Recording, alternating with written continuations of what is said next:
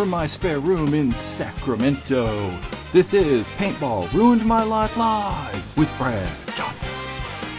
Tonight, the NXL updated its rules, Ninja is back, and other paintball news.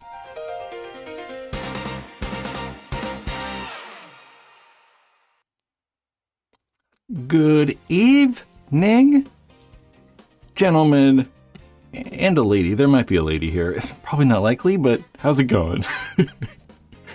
What are we going to do tonight? Let's pull up my notes. Maybe, you can maybe tell by the title of this thing that we're going to talk about Ninja. We're going to talk about the Hurricanes' new facility, just briefly. There's some new podcasts. There's NXL rules. Tampa Bay Open we're going to discuss a little bit. And some other paintball news. Hopefully everyone's well. I want to make sure this is working. For some reason, I got some weird feelings going on. Okay, I was going to make a joke. We're not going to do that. But as always, I want to thank the best paintball store in the galaxy, bfpgear.com. BFP Gear, they have all your new stuff all the time. All the new stuff all the time. Just like these Carbon DRV 250s. I actually got one right here. We're going to look at that later, too. Actually, is that it?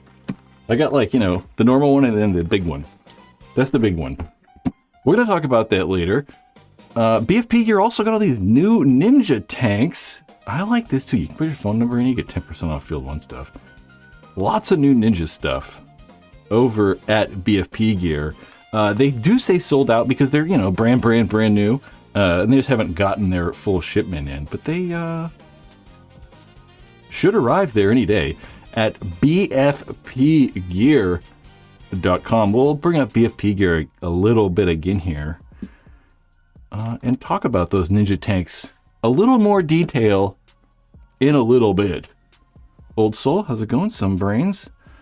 Onyx Devil 26. Remember Onyx? Is that like a R&B group in the 90s? Onyx. Did they make that slam song? Or is that a little short guy? Remember like that? I'm too short to be a baller. What was that song? Okay, we won't talk about that. I don't know. What should we kick it off with? We'll talk about Ninja first, I guess, since they are first on our list. And we'll just bring BFP Gear up again because I don't have images kind of ready like I used to, or I'm used to having. We had a time crunch today, so I shouldn't get images ready. So Ninja are back about a year ago, maybe a little bit longer. Ninja sold themselves to CCS Paintball. Go back over there. There's their actual website. And they're back, right? Ninja first came onto the scene, 15 years ago or something like that. And really were just all known the whole time they were in business for just making good quality products, right? Everything was made in the USA. And that's where they Exalt. I guess they purchased Exalt too, which is interesting. Ninja are back with their two tank styles that they've had for a long time. So they've had this gray Ghost one, and these SL3s are brand new. Ninja kind of kicked off this super light tank stuff with the original SL tanks. And now we have the third version, and these are extraordinarily light. So I have a couple little stats here. So these 68 4500 SL3 bottles are 1 pound, 6.4 ounces, according to Ninja. They say that they're somewhere in here, they say 1.4 pounds. So really 1 pound, 6 ounces. And if any of you guys have held the actual HK Army Alpha tanks that are extremely light as well, Ninja actually say these are lighter. Those Alpha tanks are coming in at 1 pound 8.48 ounces. So, a few ounces lighter. But what I'm trying to say is these are very, very lightweight. So even if you had the SL2, these are going to be quite a bit lighter. I mean, like 20% lighter than their previous SL tanks. And prices aren't bad. Prices were fairly typical. So we're seeing the 68 4500 with the Pro V3 regulator are $280. You can get the 80 4500 as well in this SL3. They are $290. You can see here on BFP Gear, you can choose all the crazy colors. They are going to come in a gloss color like that gloss right there. And there's like a matte version of it as well. The gray tanks are going to come in the 4 sizes that Ninja was kind of making for a long time as well. The 48, the 68, the 77, and the 90. Prices start at $225, then go to $285. So they're not substantially different based on that volume. Just a little bit more, just costs more to make the thing. But what I really like is they are selling the Pro V3 again for $100. These are just, great regulators that are priced well. They're coming in at about half the price or so of the Powerhouse regulators. Definitely not made as well as the Powerhouse regulators, but probably work just as well. I lost my train of thought. What was I going to say? The one thing I'm kind of curious about, though, these pictures, I don't 100% know if these are new pictures or these are just old pictures from Ninja, because over here they use the same pictures. So I don't know if these are new photos or not. I'm very curious to actually kind of touch and hold the regulator just to see if it's that same quality and it's at that same standard that Ninja's just kind of been known for forever. They also are ISO certs, yes. They should be, at least. Maybe these aren't, though, but the SLs might be ISO certification, which means you can use them internationally.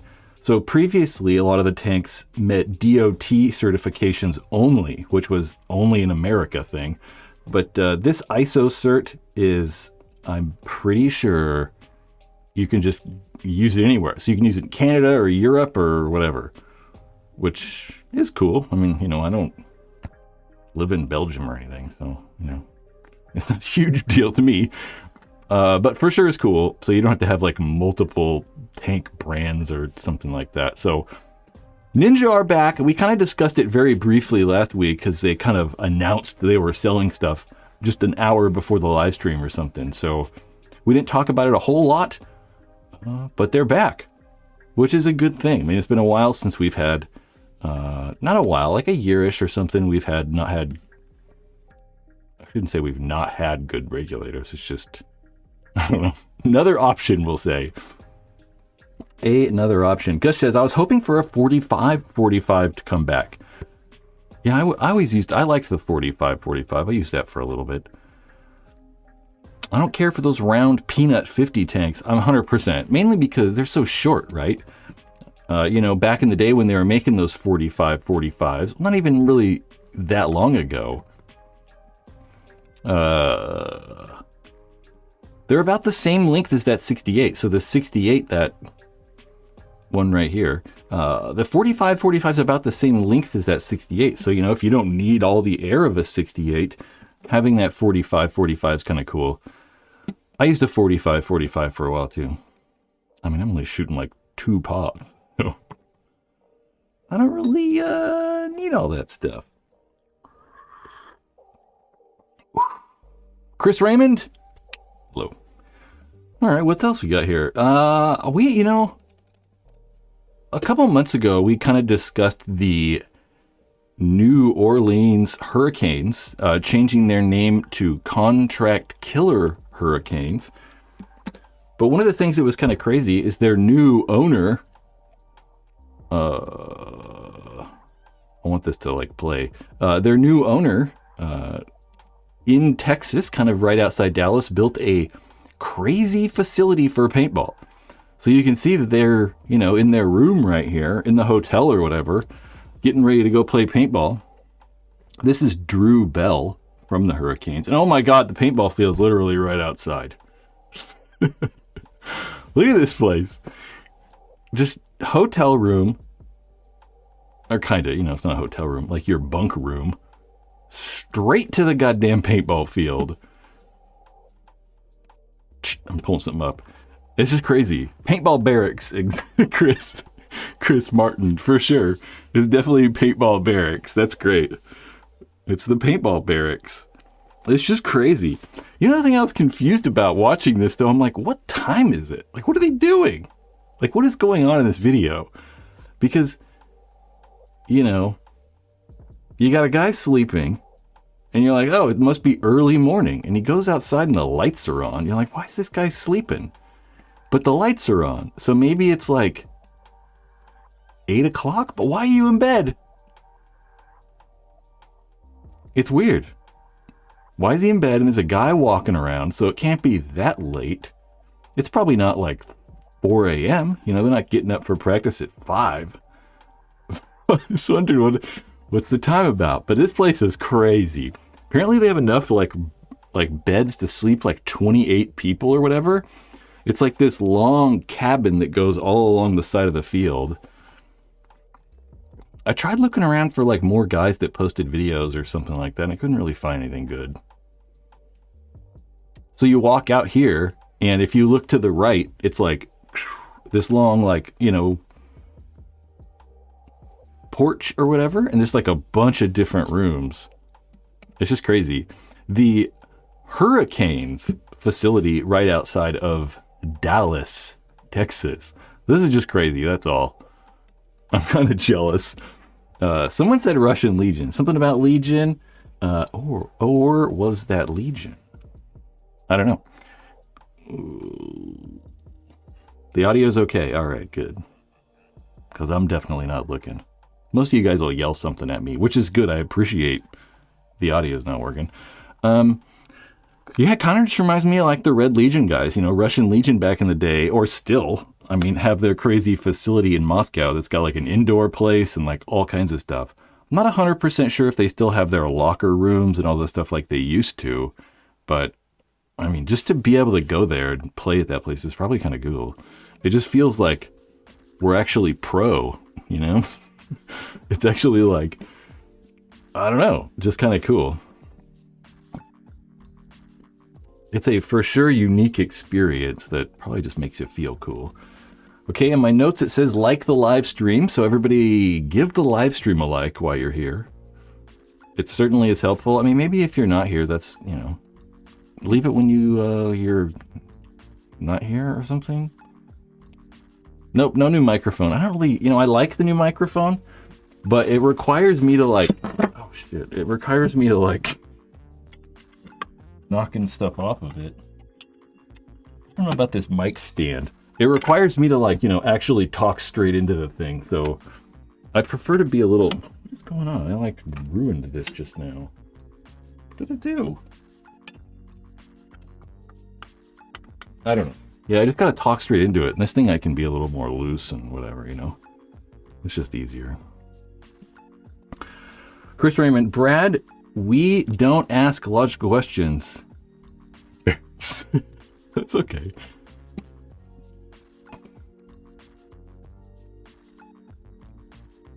What was I going to say? I was going to just do something. I totally forgot.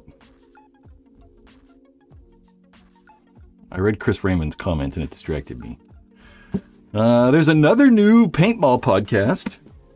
There's so many paintball podcasts. This one didn't open though. This one didn't open. Let's close this and this. We'll close this. And we're going to come back to the other one. The Between the Points. I really like it. It's a fantastic name. Between the Points. And also shout out to Meter. I really kind of like the Astra stuff that he makes. It kind of jives with my style sense.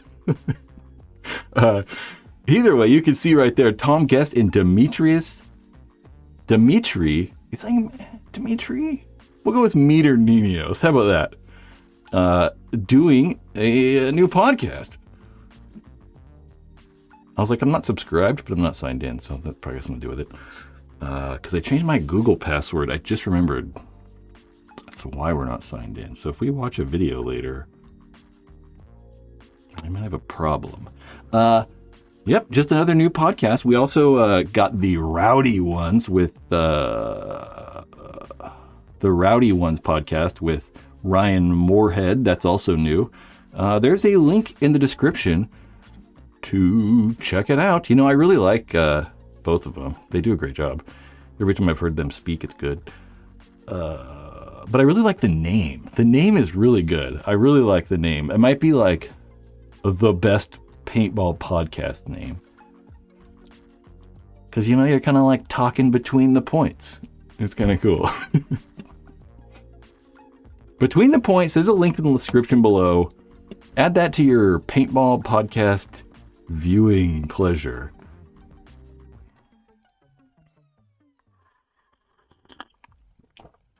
Boosted says, bro, you need to come to Tampa event. I know, I'm probably going to. We're going to talk about that tomorrow.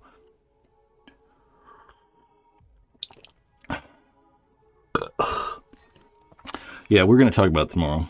I got to like discuss. Yeah, we're going to figure it out. I got to figure it out tomorrow, but I want to go. That is the goal. I also talked to Ryan Moorhead, and he said he would love to have you on as a guest. Yeah, I actually, I saw his he actually messaged me today on Instagram like 4 days ago, and I just saw it. So I'm actually I'll reply to him today, or tomorrow morning probably. I literally saw it like an hour ago when I was getting ready, and I was like, ugh. I'm so bad at replying to stuff. Mainly because I just don't see it. I'm not that good at, looking at stuff sometimes. We've also been keeping up, or if you've been keeping up with me, I have been talking about NXL rule changes. We'll go back here real fast. And a lot of the things that we've kind of talked about in rule changes didn't actually happen. Which, I don't know, doesn't really matter. And the stuff I complained about wasn't really that big of a deal. It was just some stuff we noticed. Like the out-of-bounds play got a little weird this year. There was also talk about redoing the way margin works. So just getting rid of the margin in the pro division to try and encourage teams to score more points. Like we talked about the Uprising, I think it was Uprising Red Legion, where they just didn't do anything. They just like went on the field and like stalemated because it would work out better for both of them if no one scored points. So trying to eliminate some of those weird situations. But none of that happened. But we did get some clarification on some more stuff. We have NXL Pro Paintballs. These are the rules for the new limited paint stuff. So you can see rule 6.6.1. Players may start each point with up to 5 pods and 1 loader of paintballs. Loaders must not exceed a capacity of 280 paintballs or 1,500 milliliters. Apparently they're going to pour water in your hopper.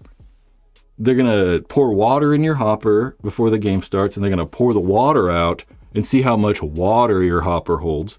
That's how they're figuring out the milliliters there. It looks like I didn't screw it up. Rule 6.6.1.2 is pods must not exceed. That's how you spell exceed, right? Exceed a capacity of 140 paintballs or 800 milliliters. Which I like. I'm very glad they did this. They kind of had to. What the hell is the size of a pod? We were talking about making like 5-foot long pods. I'm going to make a pod that holds 800 paintballs. Then once the point starts, players may switch pods between each other. Wow, really? Once the point starts, players may switch pods between each other. Okay. Example, load some players with more, some with less, or some with no pods. Okay, once the point starts, players may switch pods between each other. So like if you're in the same bunker, apparently you can switch pods. One of the things they used to have the XPSL, or no, I'm sorry, Pan Am. There was the Pan Am tournament series here on the West Coast, and they had limited paint as well, but it was like 3 pods in a hopper or something like that. But they would allow you to, as soon as you stepped on the field, you could change pods around. So you could like take pods off the front guy and then give them to the back guys. So you'd get like one guy with 1 pod, but then your back guys now got like 5 or 6 or whatever. The last one there, eliminated players will not be allowed to intentionally drop pods that contain any paintballs on the field of play. Okay, so that means, you know, you see that happen even in this current unlimited format where guys will drop pods in their bunkers sometimes. Like if they're going to go bunker a guy, guys will take pods out maybe and leave them for someone or something like that. So you could still do that if you're alive, but it looks like eliminated players will not be allowed to drop paint, which makes sense. You're eliminated. You know, you can't like influence the game if you're eliminated. There's that paint rule, and there is a new pro jersey rule as well. Professional teams must have approved home and away jerseys, which is cool. I'm happy for that. You know, there have been times where, you know, both teams have a bunch of blue on, and it's just kind of difficult to maybe tell for someone who's not super versed with every single player on the roster. So having the teams, you know, you were in a black one and then you got a red one or something like that, so that, you know, you just don't have 2 teams with red on. Professional teams are allowed to have an alternative jersey that will be allowed to be worn in 1 preliminary game per event. So maybe you have 3, is that saying? You'll have a home and away jersey and then an alternative jersey, kind of like we're seeing with basketball teams or whatever. There's a lot of the basketball teams that are just have like funky alternative jerseys. They're like city jerseys or something they call those. And that's all. Those are the only 2 rule changes for 2026 that mean anything. There are some other ones, like I was reading that it said on the pro side, this might be a divisional thing too. They actually broke out the rule books different this year. So normally they've had just 1 rule book. Now they have a divisional rule book and the pro rule book. I only read the pro rule book. And it also said that they were like changing the name of concede, because they used to say like towel when you wanted to like, you actually have to like press the button and then like yell towel or something like that if you want to concede. So they're just getting rid of the word towel. Now you have to say concede. And there's a few other things in there. Like if you want to challenge the game, like say your team loses in like the last quarter of a second, it's like a bunch of drama. If you want to like petition your loss or petition the call that the ref made, previously you went to like the head ref on that field, Jason Trozen. But now you have to go to the commissioner, which I'm pretty sure is just Tom Cole. So rather than talking to Jason, they're going to make Tom Cole apparently handle all that. So not much crazy, just really paint rules is really kind of the thing that's changed, which we kind of knew about. They just add a little bit more clarification there so that we actually know, you know, you don't have like a 6-foot long pod.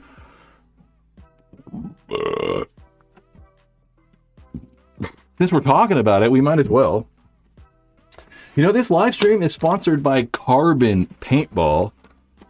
Carbon Paintball, they make all kinds of good stuff, right? I mean, Carbon Paintball make pads and pants and packs and poppers and masks.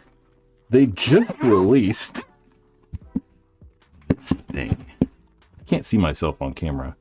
This thing. The Carbon DRV 250. So, obviously, maybe by the name, you can see that it holds 250 paintballs versus the 200 on the normal size, right?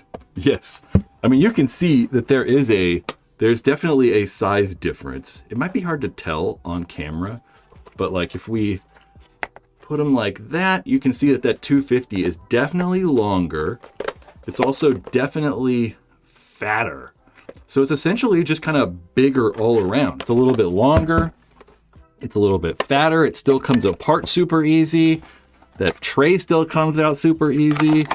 It still has the fastest on power button in the history of paintball. It literally turns on before you can not press it. Like, my finger is on the button. I know that doesn't seem like that crazy of a thing, but I really like how fast these turn on. That is the 250. It holds 250. You know what I was gonna do is I was gonna like weigh these, but I forgot I have to get a new freaking stupid little battery for my scale. So we're not gonna weigh it. Bam. It's still coming with that case. The case is obviously a little bit bigger. They're $300. You know, if you want to buy one of these things, maybe check out bfpgear.com right there. But they're actually not out yet. They're not going to start shipping for about 10 days. I think the 16th or 13th. In a few weeks here, they will start shipping. So if you're, you know, playing pro, maybe you want yourself a bigger hopper like that thing. If you're playing pro and you're sponsored by Carbon, though, they're probably just going to give you this. You're probably not going to buy one. It's not really that big, you know? It's definitely bigger. But, like, if you have them separate, like, if you just looked at this, you'd be like, I don't know, is that the big one or not? It's not like, it doesn't, like, really stick out. As you can see, they're, you know, essentially the same size, so. Both wet OLED screen. Although that's mine, I changed the settings on mine, and I made the screen green too. You can make the screen a bunch of different colors. The Carbon DRV 250. Available very soon from a paintball retailer near you. Or just buy it from BFP Gear. That's what I'd do. Wait a second, I'm gonna... Elongated. It's elongated and fattened. I don't know, man. I like the Revy size when the Halo and the Triad were the play. Wait, what? I don't understand that. I don't know. I can't use the Revolution. I've tried to use the Revy, but even on my freaking stock EMEC where I'm like dink, dink, dink, I can't. It still doesn't work. I still need like a... It needs to be faster. It's crazy. I do remember the Ricochet. Hell yeah. How could I forget the Ricochet? I'm not the stupidest hopper, but it's crazy that they were like, yeah, use the Ricochet. It's going to bounce. You need lots of bounces. You're like, I mean, maybe. If it hits just the perfect angle.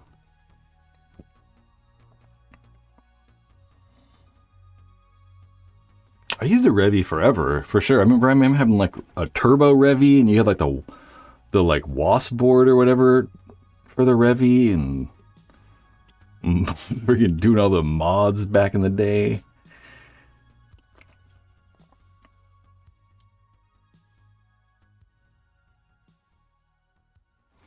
It's for sure lighter. I mean, obviously the Revy's lighter. Have I said the new NXL rules? Yeah, about 10 minutes ago. We'll talk about something else now. What do we got here? I just want to, like, you know, refresh everybody and remind everybody about the Tampa Bay tournament coming up. This is going to be Thursday, the 19th, right? Yes. Thursday, March 19th. This is going to take place at the Raymond James Stadium in Tampa, Florida. You know what I really like about the stadium? We'll do it. I was like, I don't know to talk about this. We're going to do it. Well, we already brought it up. The Raymond... I can't type in this configuration. Raymond James... What am I doing? Stadium. Raymond James Stadium. You know what I really like? Is its proximity to the airport. Look at where the airport's at. It's like just right there. So you could just like get out of the airport and just literally go right to the field. Just like right there. Just bang. I don't know, you couldn't even get any closer. There's just hotels right down this street right here. You know, so you don't have to go anywhere. You can like just walk.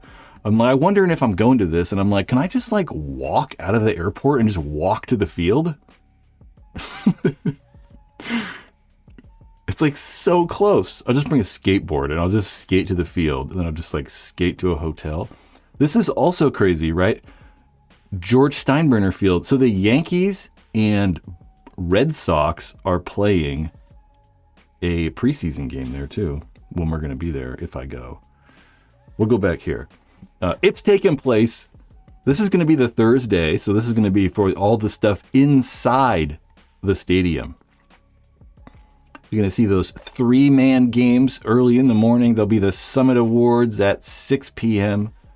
There will be a pre-show on YouTube. This is what I want to like get people excited about. I think that this is going to be cool.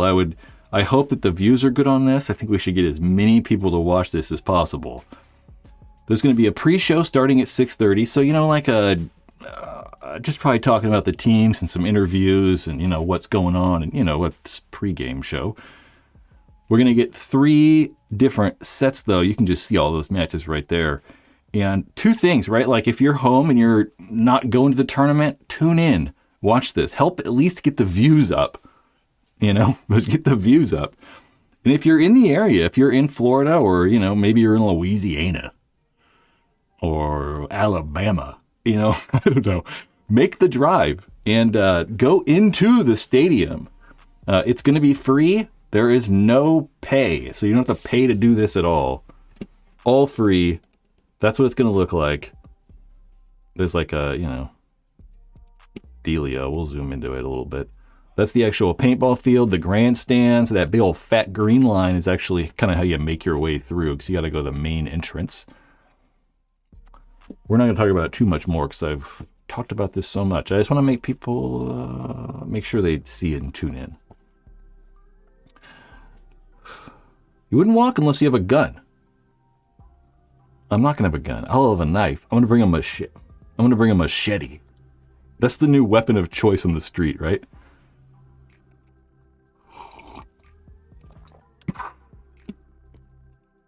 Tampa. Here's something else. I put a lot of little notes today. This is more of a alert for channel members. And like I said, we're not signed in, so I can't actually like view this right now, or we would.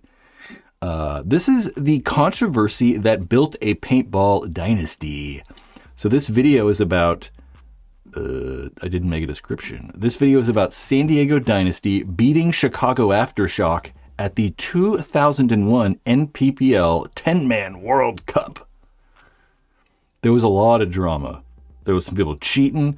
Aftershock said they didn't want to give him the trophy, and it was a bunch of mayhem. This is a very good video. This video I cannot release on the YouTube channel, though, so it's only ever going to be available to channel members. There's another new members-only video as well, titled, "This Was Supposed to Be the Future of Paintball." Now, this is another one of those videos that's only ever going to be available to members. I will not be releasing this on the YouTube channel.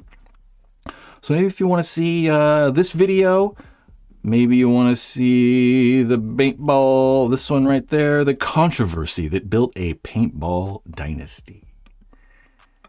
The way you do that is go to YouTube and hit that join button. But you got to sign in.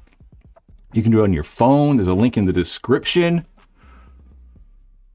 Check it out. Check it out. There's a Thursday. You know, I forgot, you guys.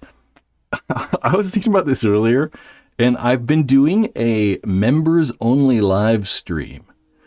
And was I doing those on the first Thursday of the month or the last Thursday? Someone let me know if they remember. I was like, I couldn't remember last week. I'm like, am I supposed to do a live stream? I couldn't remember. Either way, we didn't do it the last Thursday of last month. So we'll do one this week, this Thursday. This Thursday will be the 5th. The 5th. Was it the last? That's not how you spell exceed. Yeah, I was like, why is it spelling out all weird? I don't know what happened there. First Thursday? Last Thursday? I couldn't remember. I guess we could just look. I mean, I could just figure it out. Is it the last Thursday? I think it was the first Thursday. I think it was the first. We only got 2 of you saying I got a first and a last. Remember the band from First to Last? I did see those I did see that, some brains. I saw those F-16 guys get shot down.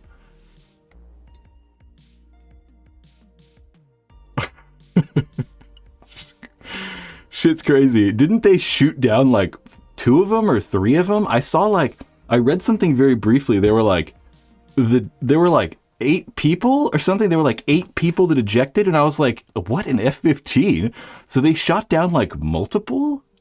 It's crazy. That's why you're not going to get health insurance. Because we're just shooting down all the jets we have. Anyway. There's a lot of problems we have. Imagine what $500 million could do. You could not that much actually. Not that much, right? I'm like, you could do a lot with that, but not really. I should also say this YouTube channel, like the live streams, in the past have had ads from YouTube. And I don't know if I said this last live stream, I meant to. But I'm not going to put ads on videos on the live streams anymore. Regular videos will have like YouTube ads, but the live streams won't. I'm just going to turn them all the way off. So, you know, I don't make shit I make like $30 from YouTube ads every live stream. Maybe not even 30. So there's no point in it. So I'm just going to turn them completely off. So it's hopefully going to be better for everyone. You know, I have YouTube Premium, so they kind of, I don't even think about ads on YouTube because of that. But I know in live streams, they kind of really pack those in. So no ads. I would prefer I would prefer like the actual sponsors of this thing, you know, like BFP gear and Carbon. It kind of blends in with Carbon. Although orange and green always looks good together, right? At least those ones. Yeah, I would rather maybe more people watch or watch longer or something like that, because I would rather give more publicity or, give more to the actual sponsors of this thing that are actually, contributing to the channel, not just $30 a week or something like that. So it's probably not even that, really. I mean, the views are so low on live streams that it's, it's not the craziest. So it just makes it hopefully better for people. I'm like just blasting through all my topics. I also said last week that I'm available for podcasts. We talked about the rowdy ones earlier with Ryan Moorhead. But other podcasts, if you have a podcast or maybe you listen to a paintball podcast, there's so many. It's hard to name them all. But if anybody, maybe you listen to something and you want me to be on one or something like that, tell the people that are doing it and be like, have that one guy on. They'll probably like that just because it's stressful trying to find people. So if you can get someone that says yes, it's just like, all right, sweet. That takes care of that for a week. You don't have to freak out and worry about that. It's one of the reasons I don't like guests, so that I don't have to figure it out. Derek says, is Excessive still a team/brand? Yeah, really. I don't know. I wouldn't say that they're making as much stuff as they used to. BFPgear.com is very, very, very closely affiliated with Excessive. Very closely affiliated. Junior Brown and Gina Brown essentially own Excessive, I'm pretty sure. That's why you're going to find... Oh, they make gloves, that's right. I was thinking about the old like pants and stuff like that. Thinking about those, like, you know, camo excessive pants, when there's definitely still some excessive gear, but it's kind of just like, you know, custom JT stuff or whatever. Oh, that was a Hormesis excessive headband. I was like, oh, cool. Excessive still around, but they're all a divisional team, so they play a bunch of different divisions. I know they play the Capital Edge Paintball League, which is local to me. They have a bunch of different divisional teams, and I believe they play the WCPPL too. I mean, I could be wrong. I know they have in the past. I just don't, you know, keep up too much. Weren't excessive pants just Eclipse pants? I don't think so. No, not the camo ones they made, right? Wow, you just got those excessive camo pants in the mail. I don't think they were. I mean, I could be, you know, obviously I could be completely wrong, but I don't think so. Let's search excessive camo pants. Oh, pant. Yeah, those aren't Eclipse pants, right? I mean,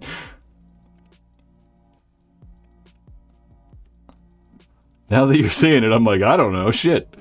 I mean, I was pretty confident they weren't, but maybe they are. These goddamn awful photos, though. I hate how Reddit doesn't do that. No, they're not Eclipse pants. They're so old, too. It's like I don't really remember the Eclipse pants from back then, so... But I don't think they are.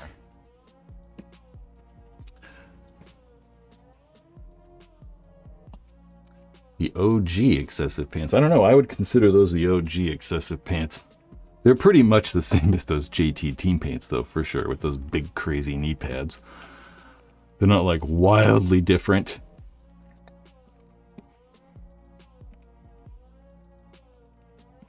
Man, I, like, blasted through all the topics I was going to talk about, so that's all. That wasn't too bad. We got to 40 minutes. If I can get to, like, 40 minutes and now we can just hang out and just riff, I'm okay. I mean, the whole thing's a big riff. Protocol pants vibes. I don't know. Evil pants. These are the best pants ever made.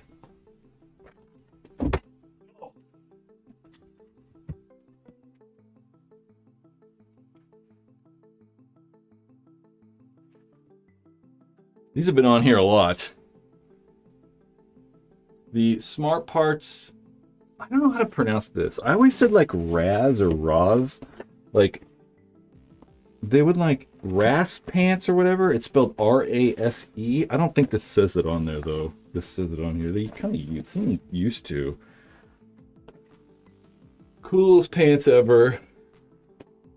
These Smart Parts pants. I wore a version of these for like a decade. I actually wore a little hole through the knee. Oh, I noticed that I got a little paint on them. A little bit of paint on there from Global. I didn't go to Global this time. I didn't have time. I was so busy. Those are the best pants ever made. I want to make those like again. I've been thinking about it. You have the blue, red, and yellow. Of which of the, like those Smart Parts pants? In the flame, specifically? I really like the flame ones. They're so cool. It's kind of weird. You'd think that they're like... You'd think that, like, if you saw that, you'd be like, oh, that's from, like, 1994 or something, right? But they're, like, from 2007 or something, like 2008 or something like that. They're not even that old. I mean, that's, 20 years old. But, you'd think it's, like, 30 years old, with the flames and stuff. Yeah, I kind of want to make them, but I don't want to remake them like exactly like that. I just want to make like that pant. Because what I really like about these is they're big pants. They're like actual pants. They're like an actual pant leg. It's not like freaking some stupid jogger or something like that. I like how they're actually just pants. I kind of want to actually wear these. I thought about wearing them. I wore them the other day out somewhere. It's like, damn, I want to like actually wear these. Oh, 32 Degrees. Yeah, 32 Degrees had those flame jerseys. That's right. Dickies. I wear Carhartts when I play sometimes. Just black Carhartts.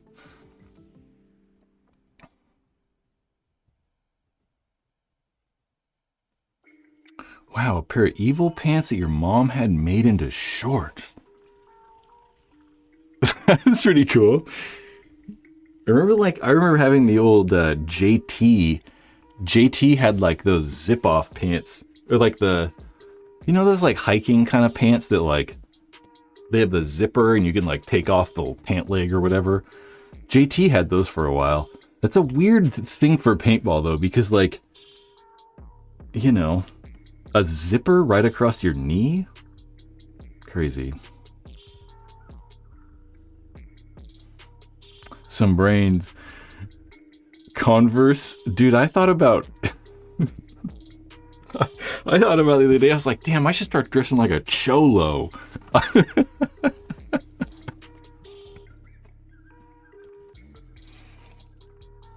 Let's look at cholo pictures. Let's look at guys dressed like cholos. This is a very Southern California thing, though. Hell yeah, dude. Hell yeah. You gotta stand like that, too, though.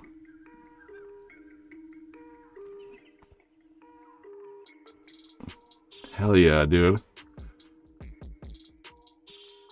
You think I'd get, like, beat up if I dressed like this? Damn, those guys are so hard. I want to dress like that. Damn, this picture's so small, though. Look at all this shit. Look at that. I thought about getting Cortezes. I used to have Cortezes. I don't know about those pants are too big. I could get the, like, Dickies shorts that were like that back in the day. I mean, I had those in, like, the 90s when I was, like, 14. Hell yeah, I'm gonna start dressing like a cholo. I kind of do like the aesthetic, though. Like, I like that, like, old English writing. Damn, look at Easy. Ah, these pictures are so small. Hell yeah. Anyway, cholo paintball fashion.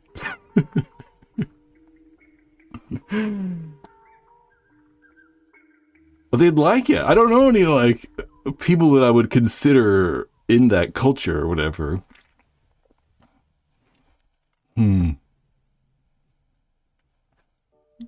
It's funny.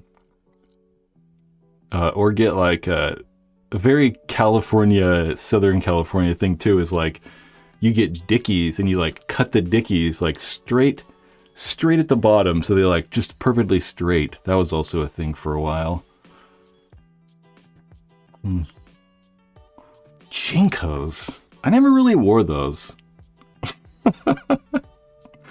I was never really into... You know what I thought about the other day? I thought it was so funny. I was like, man, remember when, like, I started wearing big pants in probably, like, 1993 or some shit when I was, like, 10. I wanted to wear, like, huge pants when I was, like, 10. Kind of like some people are wearing now, but it was different back then. Because back then they didn't make big pants. So the only way to get big pants was you had to buy fat guy pants. So I was wearing like a size 45 waist when I was wearing like a 32. So the waist is so big. I remember, like, it's just ridiculous. And then I also thought about, like, man, remember skinny jeans? I started wearing skinny jeans before they made skinny jeans. And we had to wear like girls' pants. It was like... I had to buy fat guy pants for a while, and then I started wearing girls' pants. Hilarious. 1993. I was... 9. I was 9 in 1993. So it was probably like 94, 95, or, somewhere in there. I just thought that was kind of funny. I still remember some of the pants that I had back then that were so big. We used to go to the Army Navy surplus store and, like, buy, like, whatever, pants. It's funny. Snowboard pants. What about them? It's funny. I was thinking about, like, clothing, and, like, some people are like, I've never changed my... I have like all kinds of different clothes. I can dress all kinds of weird ways. Sometimes I'll wear like khakis and a nice shirt and like nice shoes. And then you'll find me, the next time with like a pair of 5-year-old beat up Vans on and like, running shorts. Just nonsense. Anyway. I just thought it was funny. Girls' pants. I remember girls' pants were comfortable for a while. The problem is I'm a pretty big man. And girls' pants they're a rough thing to do. But then I had a girlfriend and another friend who had a girlfriend who is now his wife. And we would get them to tailor pants for us too. So we'd buy like big pants, like just normal jeans. And we'd get them to like take them apart and tailor them for us too. When was that? Probably like 2008? I don't know, somewhere in there. Oh, I kind of remember people wearing snowboard pants for sure. It was kind of like during that like maybe like the late 90s, early 2000s when like people were wearing like snowboard goggles on their head. That's funny. 92, 93. I definitely remember like the snowboard. Remember when like rappers were wearing like snowboard goggles? That's funny. It's funny. It is crazy how like things just change. I don't think I'll ever wear like skinny jeans again. Yeah, that's not gonna happen anymore. I ain't gonna do that again probably. It's been a long time since I've worn skinny jeans. Whew. There's a little fart. I don't know, what are we gonna talk about? I saw someone talk about high top cleats, and here's an interesting little thing about high top shoes. You know that like for a long time in the NBA, you think about basketball players and they would like tape up their ankles and wear like high top shoes and like really like try to like make it so they couldn't move their ankles, right? So they were always scared of like, getting ankle injuries. You jump and land on a guy's foot and roll your ankle or whatever. And for a long time they would do that. They'd, high top shoes and taping ankles up and stuff. And then, I don't know, along the way, this was probably only like 10 or so years ago, maybe before that a little, but essentially what they started doing is making basketball shoes like soccer shoes. So like these low top basketball shoes got popular because they just fit your feet a lot different. So the one thing that's cool about soccer shoes or soccer boots or football boots or whatever you want to call them is that your heel like locks into the back of the shoe. So your shoe is like, your foot is like more connected to the shoe because it's so like hooked into the back. So that if you like get to the point where you're gonna roll your ankle, your body can like respond faster and get itself out of the way quicker rather than just rolling your whole ankle really hard. So that's why a lot of the basketball shoes now are like, low tops and stuff because they can be. Because really what's providing that ankle like safety net or whatever is having your foot like super locked in. So I think high top cleats could be okay, right? Because they do make them that lock your foot in really hard, but you probably don't need them, just getting like soccer shoes that really like lock your foot in is really what you want. That's what stopped a lot of like injuries in football or soccer. No, not soccer, basketball, a lot of ankle injuries. I remember I was watching skateboarding so much that I was like, man, why aren't they wearing like, I don't really know. I haven't worn any of like modern skateboard shoes, but I don't think that any of those companies are really like doing that with like that ankle lock thing. I mean, maybe Adidas and Nike have looked into it or whatever, but I don't know. That's just something, I don't know.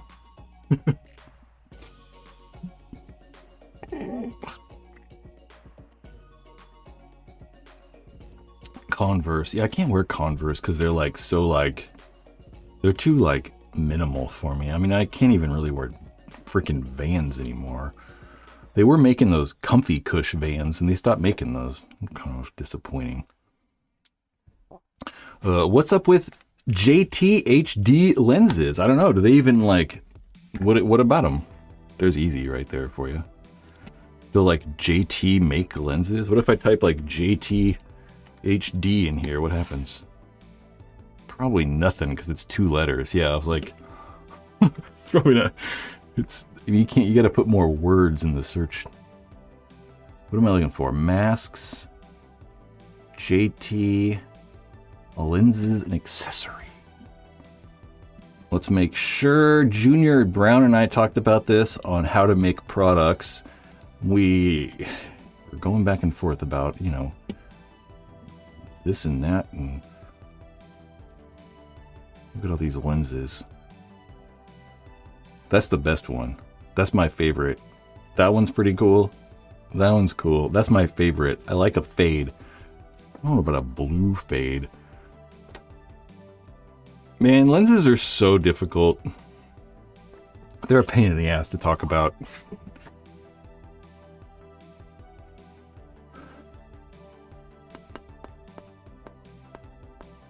Yeah, what sucks about the lenses is that, like, they're just difficult because they all look different when you look through them, right? And I just don't remember, you know? That's not the window. You know, it's like, so this is obviously looks yellow when you look through it. And this is obviously smoke and, you know, it's pretty easy yellow to clear fade. But these mirrored ones, they all have like a different, like, a tint or cast to them, so it's very difficult to kind of like tell what it looks like when you look through it, because this will look a little blue and this one's going to look maybe a little green and this one looks a little red. It's like they all look a little bit different, so it's just like hard to actually say what they look like. So one of the things that I always liked about Carbon is Carbon, oh man, I'm trying to click too fast. Goggles. I think it should be in lenses. We even talked about this when Carbon first released this mask. This is like one of my favorite things about just the way they released these things. If we scroll down, I think. Find a lens. Maybe we got to go here. This will actually like tell you what they all look like, right? It'll tell you how much light it lets through. It'll tell you like what color they are. You can even like, you know, see how it looks when you look through the things or whatever. And I'm like, oh, this one's kind of like, you know, like that. So that's kind of cool. I like that. No other company's really done that. I kind of tried to make a video like 8 years ago where I held up all the lenses and kind of like showed some differences, but every manufacturer is a little bit different, so that's kind of hard to say. John Dresser put up a story on his Instagram account that showed what it looks like looking through the new purple lens. All right. I missed that. I probably wouldn't have seen it anyway.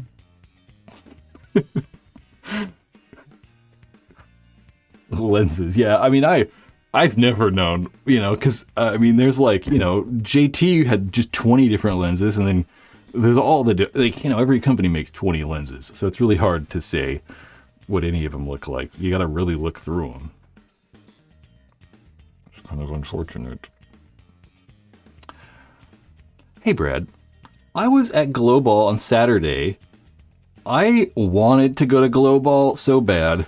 I had to work. You know, I was working on this video for Major League Paintball that we should have out, I think, like the end of the week or something.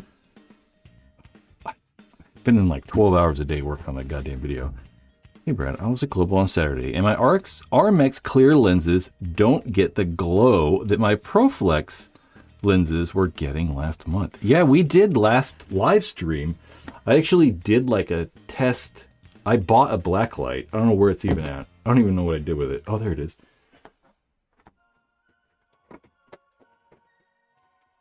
I even bought a black light and we tested like a bunch of lenses, and the only lens that I could get to like visibly glow was on the dye mask. The dye i5 lens was really bad. I mean, it was awful. But I noticed in real life that like at the actual last event that like most of the lenses were like that, but it looked like some were better than others, and like this black light, I couldn't get it to do anything on some of them. And for sure, they kind of had the haze at the actual event. So I don't know. Profiler was radioactive. That sounds right. I mean, that's what like, I don't know. Let's put this on a little bit. I need like an extension cord or something. No, I think I have one.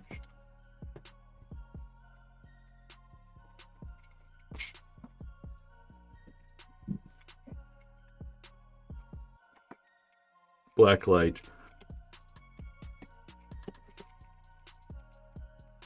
Why isn't this going in there? What's going on? I don't know. It's crazy how like dim it actually is.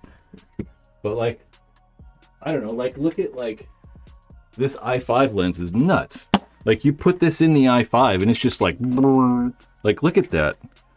How much it glows. The whole lens just glows. It's nuts. And then like carbon lens, it's like, I don't know, it doesn't look like anything. It's just like normal. In real life, I can see a little bit of that haze, but it's not anything like the i5. I mean, this thing's just nuts, you know? Like, look at how crazy that is. Zzz. So most of the lenses that we tested with this actual black light just look like that. Where like, I mean, you can see it in real life. I can see it, but it's not. It's very faint, you know. It's not like the freaking i5 is.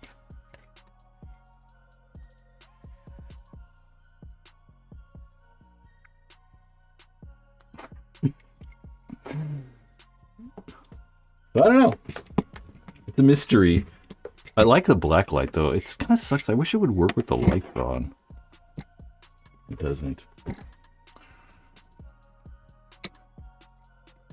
Oh, Chris, we were talking about that, huh? We were curious if like, because one of the things that we did notice is like, look at, you know, you look in the front of the lens and it doesn't really do it on that front lens. It like blocks it a little bit, but as soon as you go to the back, it like totally does it. So even getting the light in through the vents like that can make a difference, right? So if we turn it up, you can see that lens glow a little bit. It's not as bad, obviously, if the light's like inside of the thing, but you can definitely see it glowing.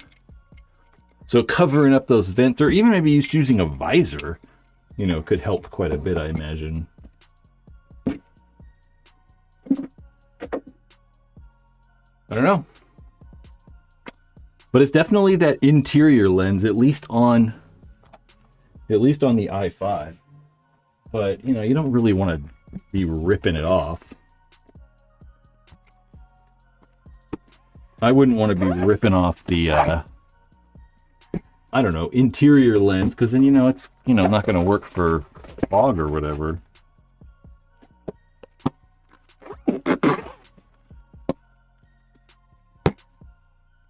That's my first hopper case ever. What were we talking about?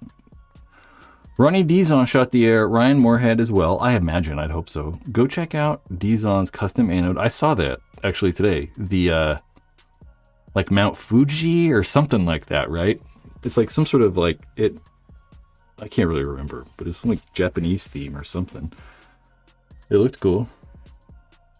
I can't remember who anoded it, but I did see that earlier today. Oh, some brains, that's why. Yeah, I haven't shot the air either. I tried to grab one. Fuji. Big ass volcano. Tummy's gurgling. What do I have going on? What is going on right now? Very soon there will be a paintball fit video. First it will be on Major League Paintball Plus. So if you're a Major League Paintball Plus subscriber, you can watch that video over there in the next week. It will also go on their YouTube channel in a couple weeks. Then it'll trickle its way over to my YouTube channel. So that'll be out in about a week. And I will probably get started on the Oliver Lang video too. Oliver Lang Leaves Dynasty. I do not have a title. I have written quite a bit. No, I have not. Did I write a lot, or is it just like... I did a bunch of research. Oh, I got a bunch of research. You don't see how much research I do before videos sometimes. We'll pull this over here. Oh.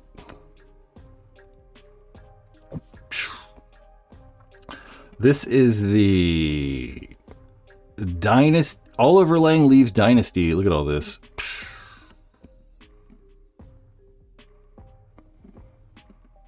These are all different things that could go into every part of the video.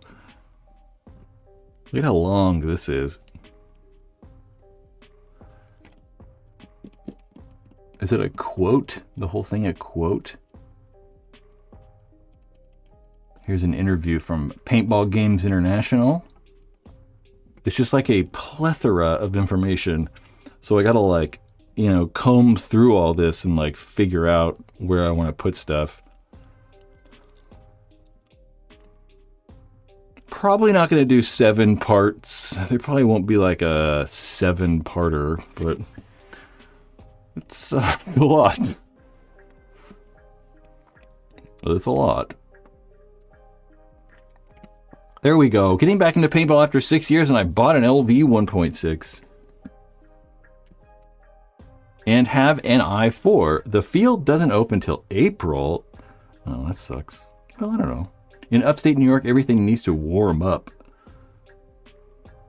Oh, I thought it so stoked. I thought it said so soaked. I was like, well, the snow's gonna melt and stuff's gonna be so soaked. Yeah, I forget about that. Some guys are playing in New York in the winter though. I know I've seen like, you know, crazy people out in the snow and stuff. No paintball fields around me closed during the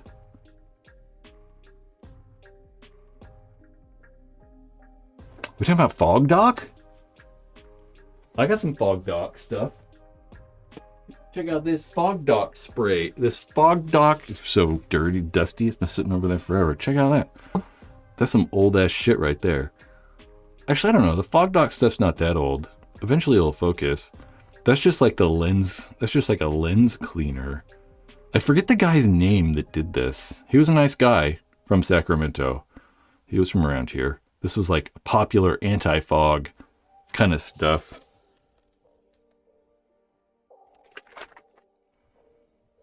This is just a lens cleaner. I don't know what's in this.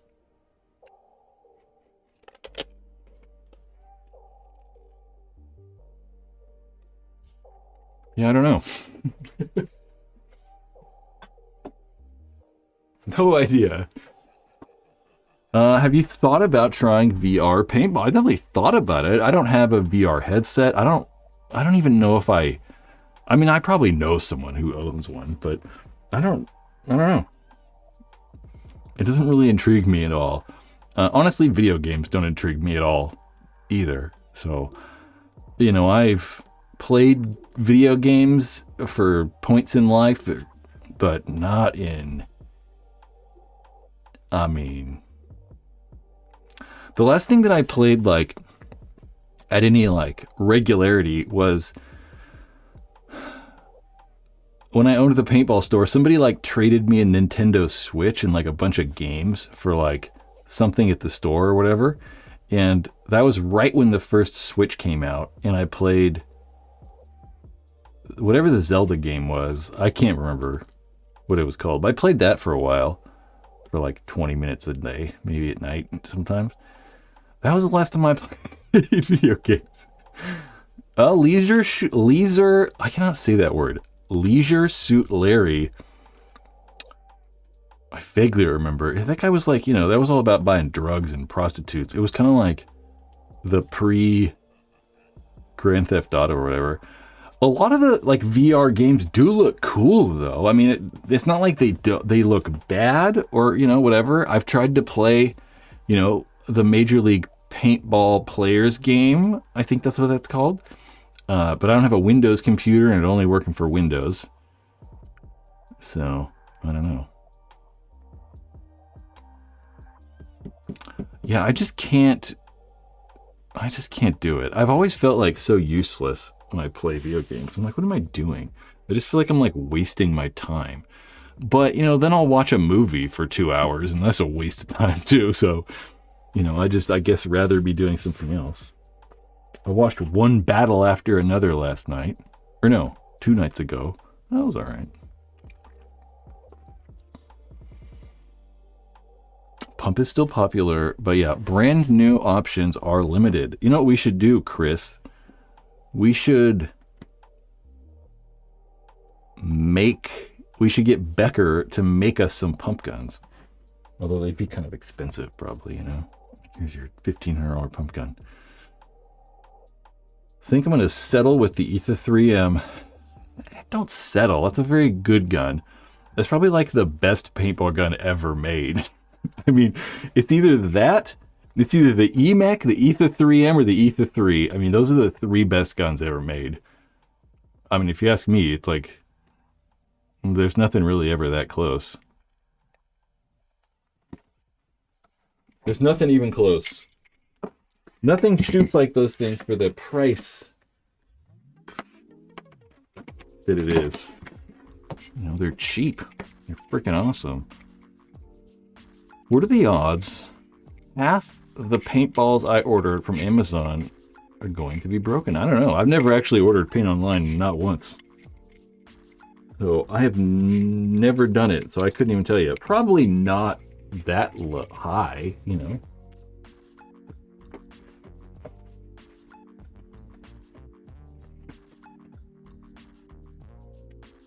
is it hot over here? The smoke machine's on. How long has that been on for? I don't know. I didn't turn that on today. Maybe it's been on for a week. I don't know. Yeah, I've just honestly never ordered paint online. Not one time. I mean, I've worked at a paintball store, for so long that it's just, I was always the paintball store, so I just take it from the store. I just buy it at the store. I owned the store, so it's like, I just have never done it. And to be fair, even if I didn't own the store, I probably still wouldn't. I just go to the field and buy it. I'd probably just buy it from the field. At least for me, locally, it's not much more. It's like $3 more to buy it at the paintball field. So it's not like that big of a deal. I've just, never done it. Just never happened. Been thinking about getting a pump myself. What are some of the better pump options out there? Most people are probably going to tell you that like the CCM guns are the best. Just like Aquaman right there. So you like the T2. Yeah, the T2 is awesome. Any of the CCM guns are good. A lot of people have custom ones though too. Like they have a cocker body, and they'll like buy all the parts and build themselves like some sort of custom gun. I don't know. It's really hard to say because there aren't any pump guns. Like no one's really making and selling pump guns right now. So it's like, I don't know. I don't know. Most of them are like people building them.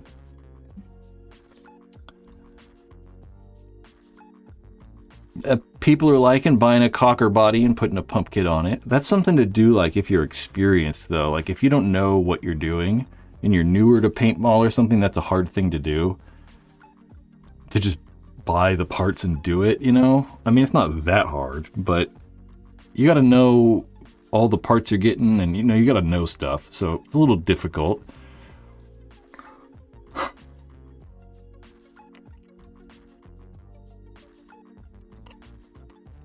I don't know. I'd probably just go on eBay and like look for like pump paintball guns. That's what I'd do. I'd probably just buy one. Let's just go to eBay and see like ebay.com. And let's go type auto cocker pump. Auto cocker pump. I mean, there you go right there. I mean, the thing is hard too, because you got to know, like, you kind of have to know, like, what you're buying, though, as well. This looks crazy, but it's got, like, a Inception pump handle. Thing is, oh my god. I would look for, you know, guns that have good stuff on them, like CCM, CCM, or... Dude, these are so expensive.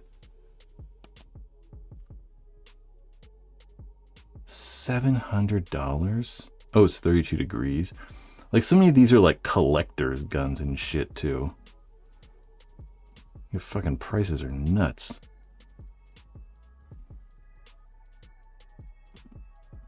I mean, that's about right though, right?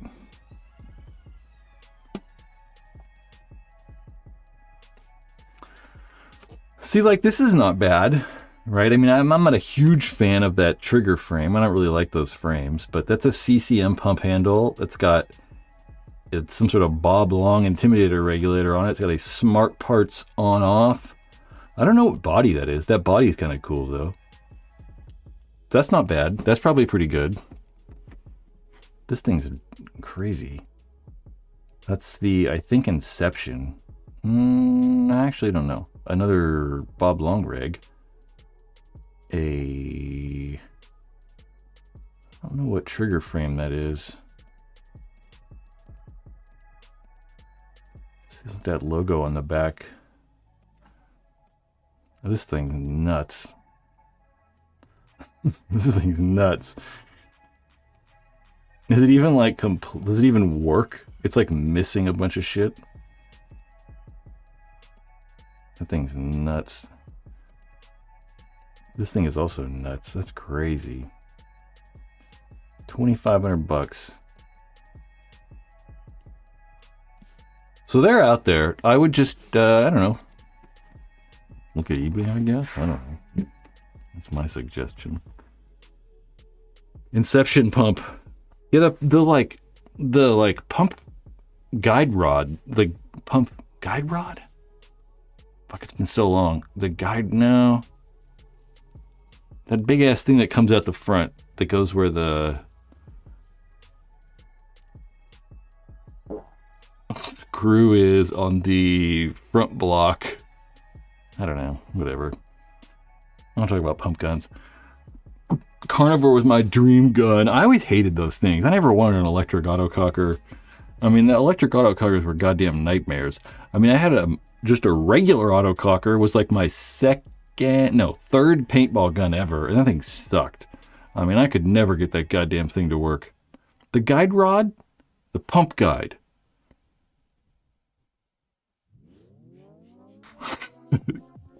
Pump guide's probably right, because it's not actually a rod.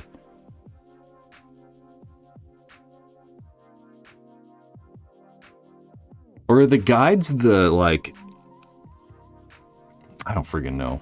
Whatever that big ass fat thing is that pump handle goes into. I don't know. I forget.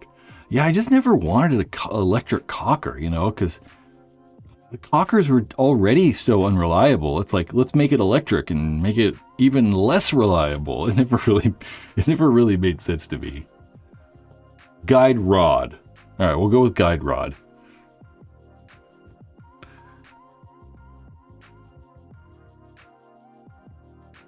Yeah, they're definitely more finicky.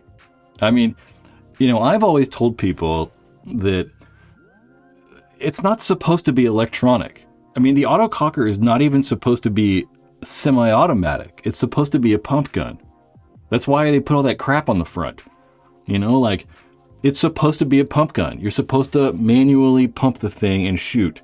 So they put all the pneumatics on the front, all those like hoses and the valves and the regulator on the front to make it so it was auto cocking, right? So you didn't have to pump it. And then they're just going to put electronics on it and make it even like crazier and like even more not what it's supposed to be.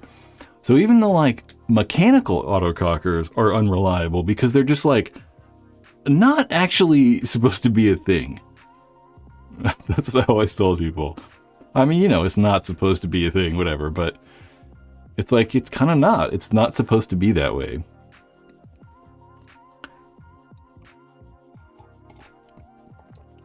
Buff says, Buff Froggy with a PH, so it's like Froggy, says MCB is a great place. You goddamn bet it is. M. Carter Brown. I don't even know. M. Carter Brown. I cannot fucking type in here. This place. M. Carter Brown. This is just a big paintball forum. This is actually more active than any forum on the internet for paintball nowadays. But they got all kinds of stuff on here for sale. Pump guns. I don't know if this is the sale stuff.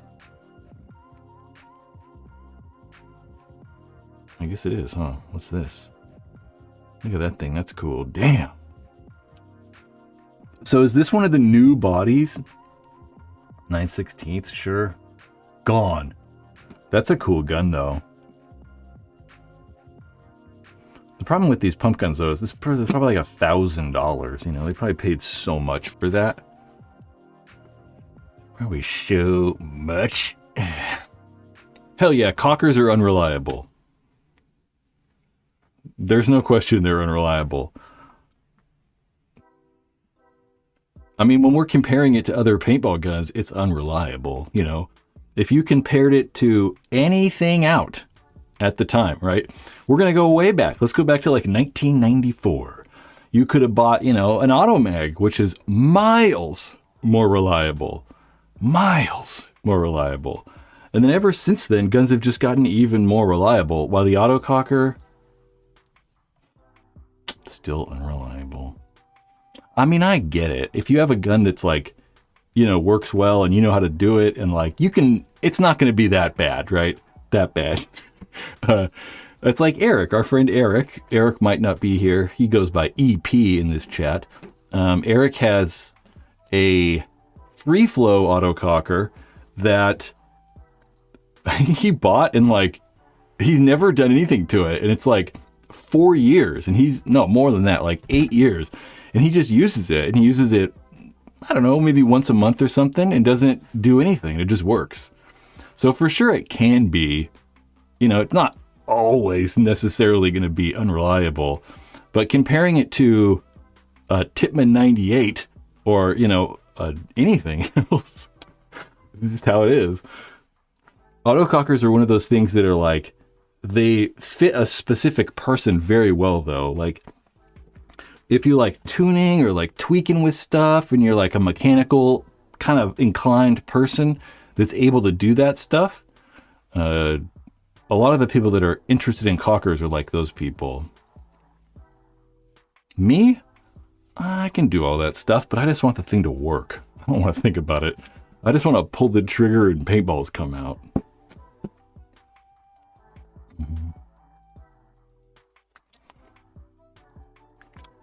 How about, this reminded me of Mark Kuderaj. I was going, sheesh. Sheesh. How about the old Spider Pilot with the anti-chop they used to sell at Walmart? Like the, what you're talking about is the ACS bolt, the Spider anti-chop system. It had that like, it had the, like that spring-loaded bolt or whatever. I mean, it technically kind of worked. It wasn't, It was better than nothing, for sure. But it wasn't like, it's not going to work as good as eyes are or whatever. The Spider ACSs. And they were okay. I mean, one of the big problems with the one of the things we thought about with those ACS bolts was there's like a spring inside. And we were kind of worried when they initially came out if the spring was going to wear out or something weird, or the spring would break over time or whatever. But they've never had a problem, really. Someone said something about Trilogy being their most reliable autococker. And I could see that because you couldn't adjust them, really, They were just like, it's going to work or it's not. So it's like, you couldn't really adjust those things. You couldn't adjust the rag. None of it was adjustable. What paintball gun has sold the most paintball guns all time? Oh, Tippmann or Spider? I don't know. Tippmann. I would say Tippmann. The only reason I would say Tippmann is because more paintball fields use them as rental equipment. So, they're just selling so much more rental equipment. Dude, Spiders, though. And Tippmann's still in business, too. I mean, they're still selling guns. I mean, they haven't sold Spiders in, a while now. Which is kind of crazy. I would bet it's mainly because of rentals, but there's also paintball fields that use Spiders as rentals, but, no one's using Spiders now. Everyone has 98s for, some Tippmann gun or Emex, really. Yeah. I actually like Tippmanns. They don't really shoot that bad. I have my A5, and I haven't used it ever. I mean, it's just here. I've never even used it. I just have one. And yeah, it's not bad. I don't know. The thing works. Yeah. I should go I'll play with the A5 next time I go. Oh, I might need a hopper. Oh no, I got a hopper. It's right next to it. It is the new version of the A5 as well. The selector switch version. YouTube gets weird about paintball guns sometimes. We gotta make it look like it's weird. Look at the selector switch. Yeah, pretty cool. You got the... I don't know what I forget what they call that. This is the Cyclone. That's the, way to, force it to feed or something. I wish I had an RT trigger, though. Dude, if this had a response trigger, I'd be all about it. Somebody send me a response trigger. There you go. Wood channel member. You should go watch the new members only video I put up. I'm literally going to look right now because I think I was at the paintball store the other day and they're like, no, we have response triggers, but we don't Tippmann A5 RT kit. Do they still sell them and shit? Let's just go to whatever this is. Out of stock. What is ANS saying? I don't know. That's just the banjo fittings. Yeah, I don't think they sell these things anymore. Look at that. What the hell? Response kit?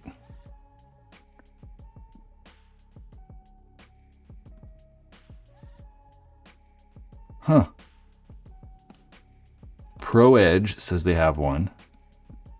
Sold out. Uh-oh, guys. I didn't really think they did this anymore. I wasn't sure.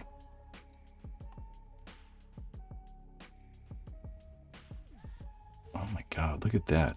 $430.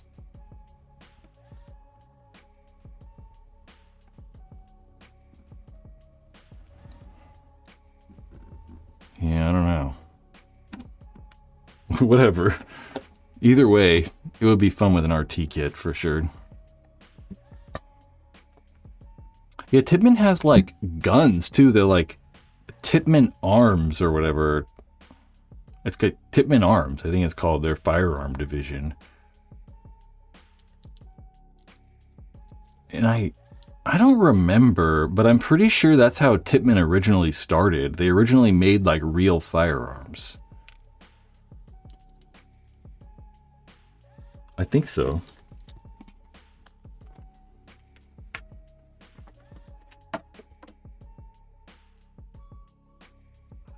No, maybe not.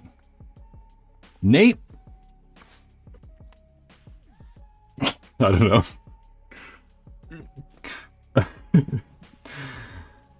Making it to Florida, I don't know. Yeah, we're gonna talk about that tomorrow. We're gonna talk tomorrow about that. I've been working on a video, like, I've been sitting at this computer for like 12 hours a day the last like week, and I've literally not thought about anything else, because I get up at, like, I'm sitting at the computer at 7 a.m. and I get off at 7 and my brain is dead. I kind of don't do anything. I'm just like, have you played with Matt the Gym Rat yet? Nope, I have not.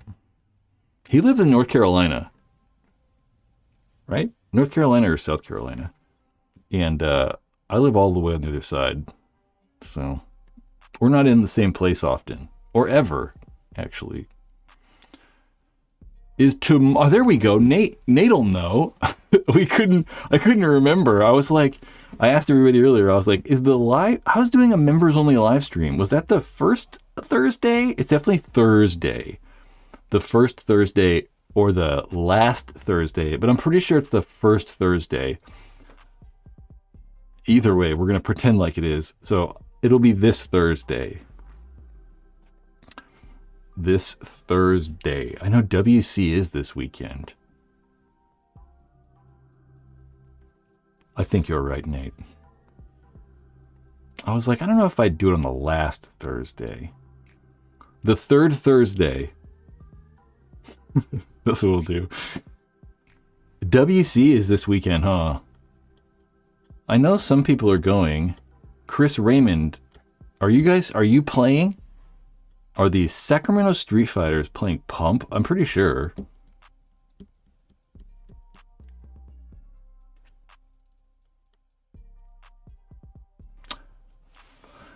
Yeah, they contacted me and asked if I actually wanted to go out to JD Lukow contacted me to see if I wanted to go to Global, their like Global event out there, but I don't think I will be able to do that. That's like in a month from now. Street Fighters, yes, me no. Well, I don't want to go then. I just don't know what to do at these tournaments. You know, I'm not playing. I mean, if I was going with a bunch of friends, it's different. But like Tampa, I mean, like, what am I going to do in Tampa? You know, like, I don't know. I'm not going to like probably make a video. You know, I don't know. I don't know what to do. So like, if I go there, what do? I just walk around by myself? I don't really want to do that. I mean, I'll know some people there, but, you know, everybody's on, like, different teams, and you know, it's just, like, weird, so it'd be difficult. Look at that mouse as a membership. Pootie Tang! I forgot Pootie Tang came up. Hell yes. I don't even know if you're in here, but welcome to the Paintball Ruined My Life experience. You can watch yourself a new video that came out a couple days ago. Verbal, sir, hello. How's it going? Yeah, you're actually working. I don't know what I'd do, right? Like, I'm like, okay, I mean, what the fuck would I do there for 5 days? I literally don't know. People are always like, oh, you should go to the tournaments. And I'm like, yeah, I probably should. But if it was like a day, that'd be cool. Because I could just hang out for a day, but for like 4 days, I don't know what I would be doing. And to tell you the truth, it's goddamn exhausting walking around and talking to people all day long. Because I know I'd just be like, oh, hey.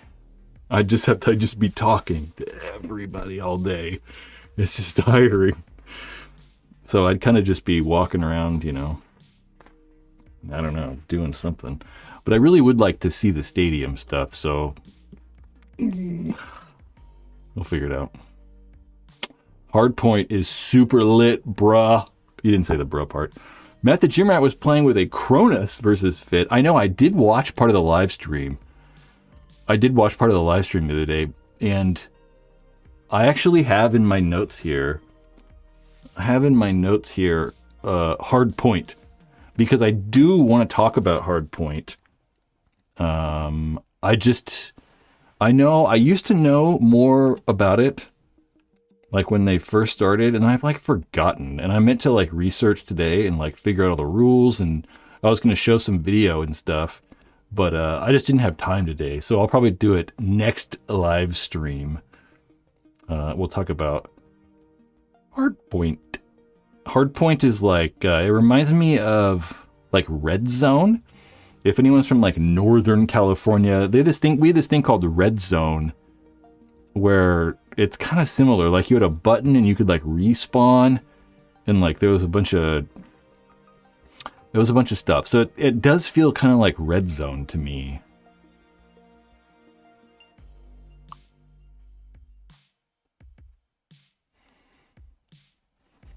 Influencer is my job. I know that. Trust me, I think about it every day. You notice how I don't post stuff on the internet ever even. I don't use Instagram. I don't really use Facebook. I don't use TikTok. I don't use Twitter. I don't know. I just don't do that stuff. I 100% should. 100% should. Yeah, it looks crazy because guys are running around so much. It probably is really tiring.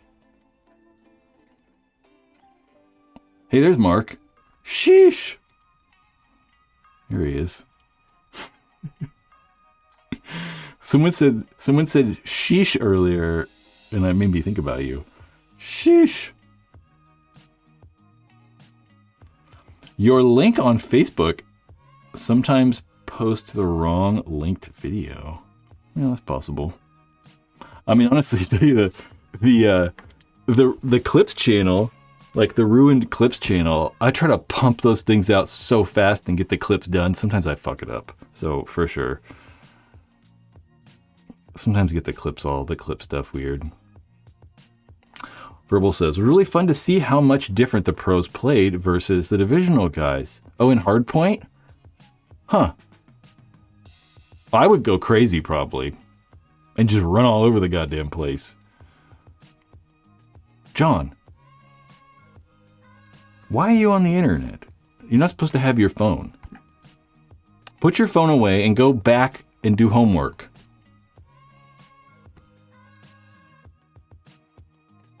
What are you doing?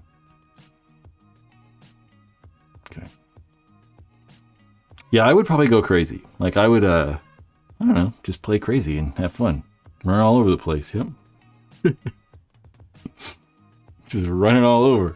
For sure, I'll be like, oh, I'm going to go to their side of the field this time. Oh, I got shot. Chris or Mark, we were just talking about the WCPPL. Am I going to go? I don't know. I kind of thought about it. Probably not. I don't know, actually. I'll think about it and I'll get a hold of you tomorrow.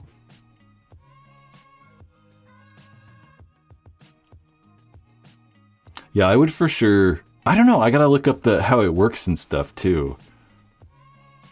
I think it's really cool how like people intermix, right? Like how like there's one pro on this team or one on this team, and it's kind of like mixed up.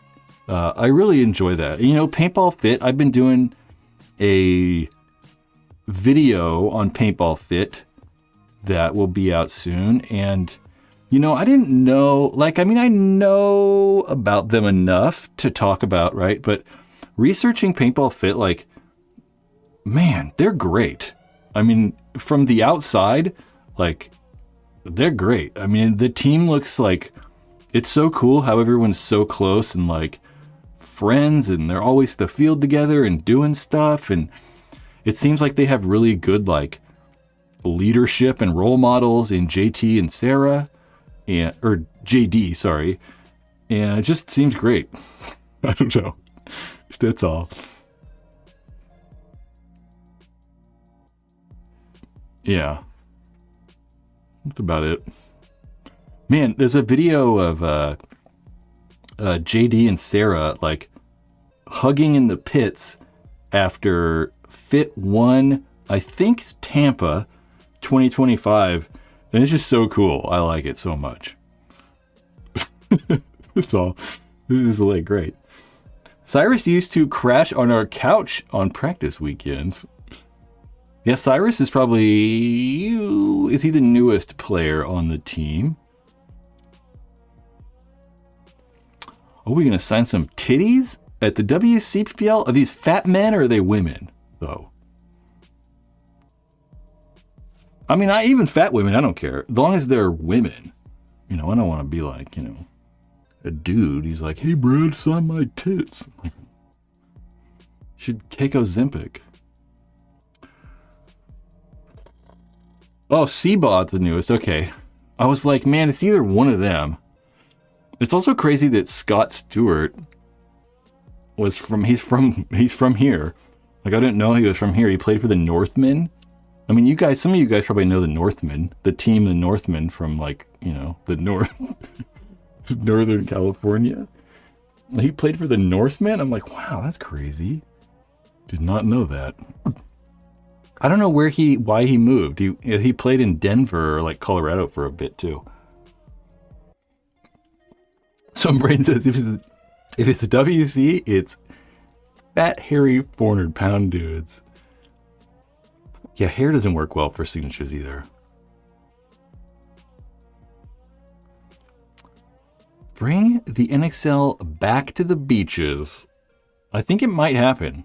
And when we talked about 3-man possibly being on the beach, everyone asked me if I'm going to Tampa. I think so. But I'll probably only be there 2 days. Honestly, it might just go... What I kind of like to do, I think, is... I'll probably leave... I might leave Tuesday night. I might leave Tuesday night and be there Wednesday all day, and then Thursday all day, and then either leave Thursday night or leave Friday morning. So if I do go, I won't be there the whole tournament. I thought about trying to go to like do something in Tampa or something too. Fat dudes? I think you meant back players. That's pretty good. Hey, I was a back guy, but they stuck me back there because I'm tall. They're like, go back there, you're too big to play anywhere else. I'm like, God damn it. I had the same problem with basketball. I'm like, I'm supposed to be a point guard, and they're like, dude, you're like a foot taller than everyone at 6th grade. I'm like, yeah, what's your problem? I don't play friggin' center. There's direct to Tampa. I looked into it. I think. Jeez.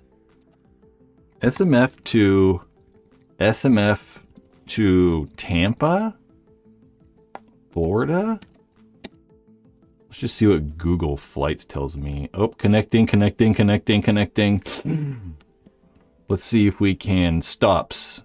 One stop. There are no direct flights, Chris. You are right. But look at that, $250. That's crazy. It's only $250. Well, that's if I leave tomorrow. But even if I like put in my... Wait, this is April. I'm all over the place. If we did what I wanted, it would be the cheapest flights are $425, which isn't that bad. But it's 9 hours, 10 hours. Jesus fucking Christ. This is the problem. It's like the shortest flight, if I like, let's sort by duration. The shortest flight is Southwest. 6 hours and 20 minutes. Fucking Christ. 6 hours and 20 minutes is how long it takes to fly there. and that one is 6:30. I leave at 10. That would leave at 10 a.m. This is what sucks so much. I'd leave at 10 a.m.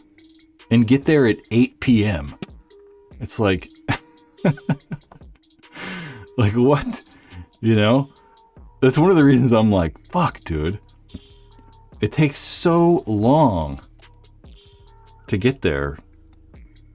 It's like a whole day just gone. So what I would really probably like to do is I would like to take like an overnight flight. That's what I'd really like to do.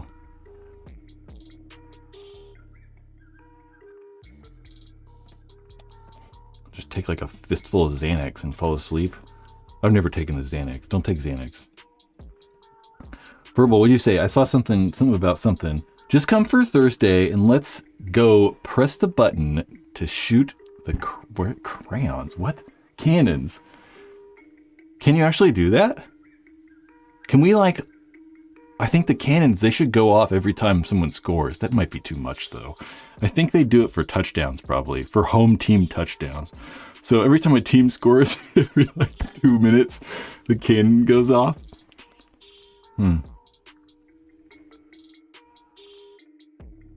Eric, we were talking about you and your autococker earlier and how it just works all the time.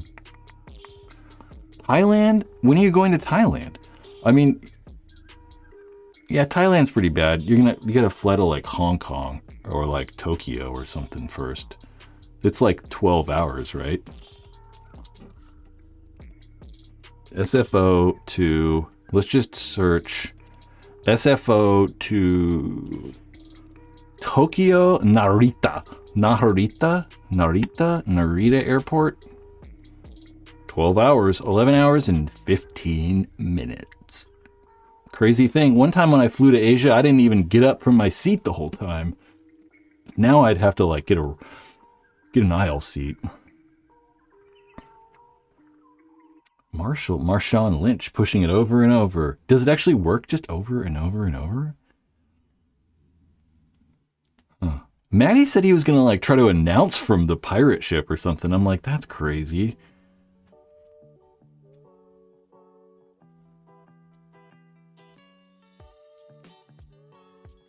You're going November 18th, the 28th? Just for 10 days in November? Damn, we talked about going. I really do want to do that. It's like, just so broke all the time. It's hard for me to be like, oh, let's spend like $4,000. Just go to Thailand real quick. Like, I don't know. We got to get someone to pay us to go over there. That's what I thought, Verbal. I was like, it's like way far back. I'm like, it's like above the grandstands. You know? Here we go. There we go, right there. Because the pirate ship is like, you know... Pirate ship is right here. That's the pirate ship. So it's like above the grandstands. Like quite a bit, you know? Like a lot of rows back. Right there. I don't like how I can't like... I wish this had like some sort of smoothing or something. Maybe it does. Probably not. That's where it's at.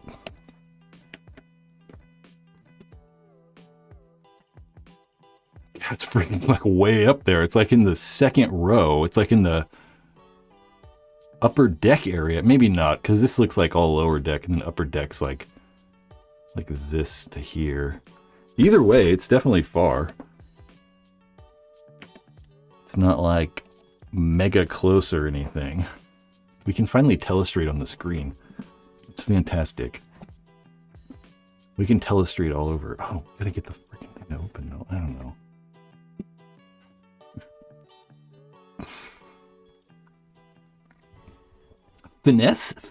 Feeney?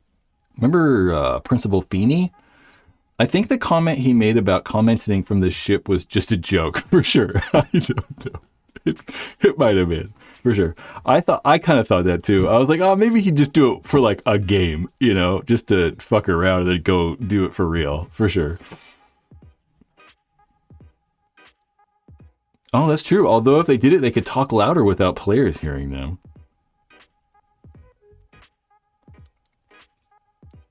I kind of like how the players like talk to the announcing booth. You know, sometimes they'll come over and be like, "Do you see that shit?" And then like yelling at the guys in the booth. I like that. I think that's fun. I think it'd be great. Should I announce? If I go to the tournament, should I be like, "You guys should let me in the announcing booth"? And I'll pull the microphone up and be like, just do like super play-by-play. Or I'll just completely fuck the whole thing up. How about that? That'd be funny. I'll just like knock everything over on accident. The NXL needs to throw something to content creators to attend the event. Airline tickets aren't a big write-off, but they won't get it until it's too late. I don't know. Wait, I don't know. Airline tickets they are inviting people. I mean, that's the only reason I'm talking about going. Is because they asked if I wanted to go. And they're going to support me going, kinda. We're going to see. I mean, we talked about, like,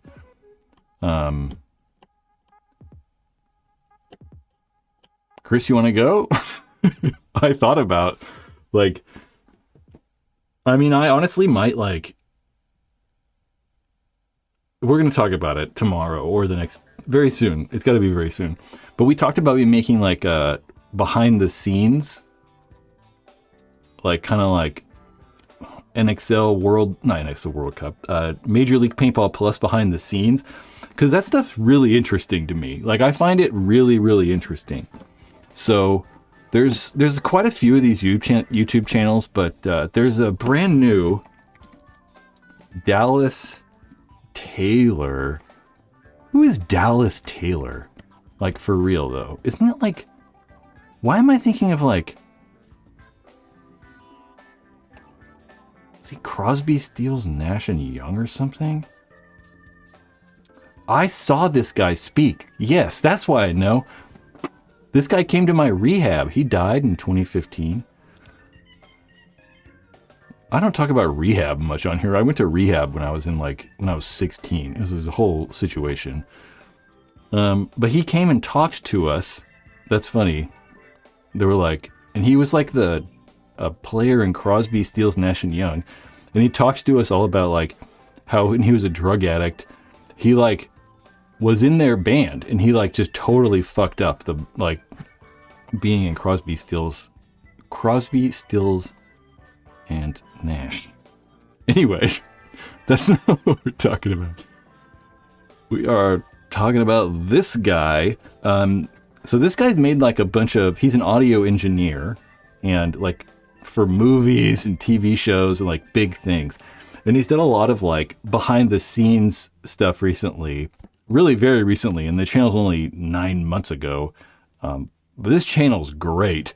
And I really like this like behind the scenes production stuff, mainly because I'm doing it a little, you know, and I kind of like to see how other people do it. But this YouTube channel is fantastic. If any of you guys are like a weird specific type of nerd, this shit's absolutely crazy. This is behind the scenes at the Olympics and how they like do all of it at like the NBC studios. They like pipe in all the audio. It's crazy. Anyway, I thought about doing some sort of like behind the scenes thing. And I thought about like if we did it for good or like we did it really good, I would need like a person with a camera to follow me around and stuff. So I don't know.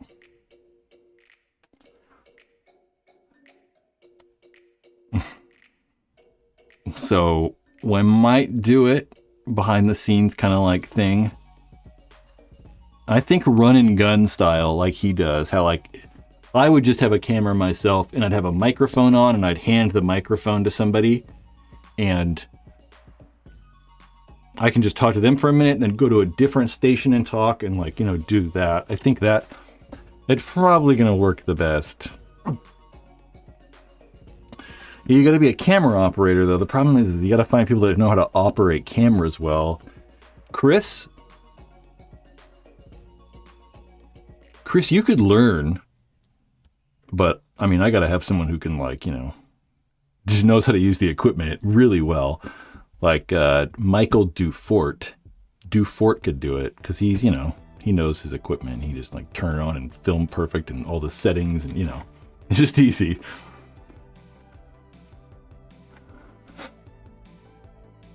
We'll get it figured out very soon. I mean, the tournament's literally in 17 days. I would need to leave in 16 days, so.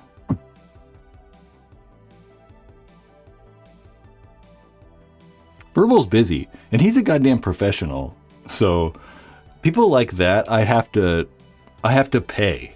Like I'd pay him to do it. Just like, people want me to do shit, I think you should pay me to do it. Because, like, I'm a professional at this in a way. Like, I try to do this for a living, so I can't just do everything for free. So, yeah. It might be more fun than being on the field. But that's also why I want to go and be there Wednesday all day, so that I'm there, like, when they're setting up and kind of when they're kind of ready to go, but not actually in the tournament yet, so we can kind of like walk around and do whatever. Yeah.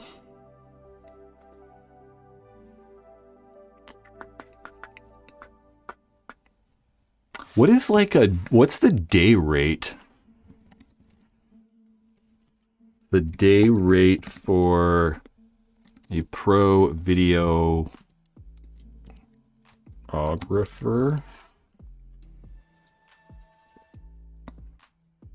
$1,000. There you go.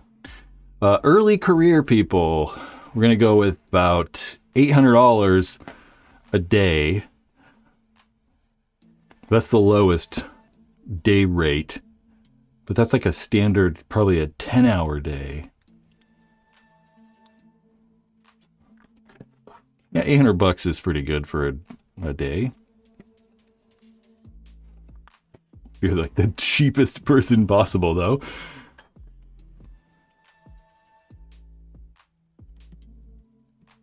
Verbal says, I'm sure it'll be chaos with trying to get outside of the stadium I'm sure it'll be chaos with trying to get outside, and the stadium is going to be dope. You know what's crazy is they have to set 2 fields up with all the equipment. So they have to like rent a bunch of like double of everything. So it's going to be very expensive to do it as well.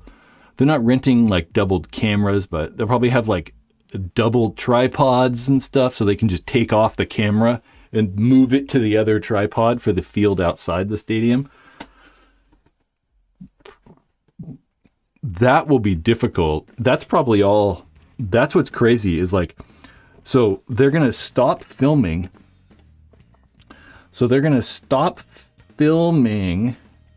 Right? This is all on Thursday. So the very last game on Thursday is at 10 p.m. That's when it starts. So you got to think that they'll be off the field at 9 p.m. I'm sorry. So the last game will finish probably at 10 p.m.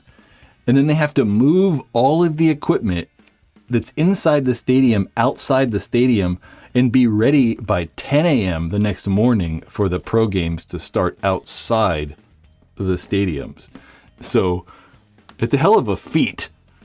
And there's a lot involved. And I know a lot of people just don't realize how much is involved. They think that you like go out there and like just put a couple iPhones up and you get a guy with a microphone and you're good to go. Like, most people just don't realize how many cables there are and like, yeah, all kinds of stuff. There's just so much stuff.